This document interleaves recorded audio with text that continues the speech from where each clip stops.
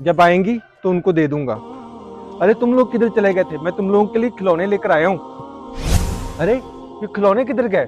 पापा अपने खिलौने बाइक में रखे थे, कोई उठा के ले गया होगा। पापा पापा आप काम पे नहीं जाना? हाँ काम पे तो मैंने जाना है। ऐसा करता हूँ मैं काम पे जाता हूँ, तुम लोग घर का ख्याल रखना। ठीक है पापा। अरे ये क्या है? फिर इसमें तो जूते हैं। यहाँ आसपास कोई दिख भी नहीं रहा। ऐसा करता हूँ इनको मैं पहन लेता हूँ, फिर कोई मांगेगा तो उसको दे दूंगा।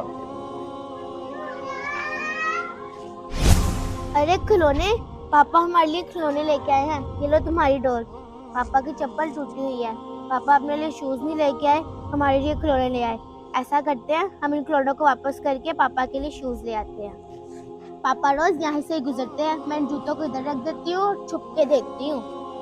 अपने पापा से प्यार करने वाले वीडियो को लाजमी शेयर करें।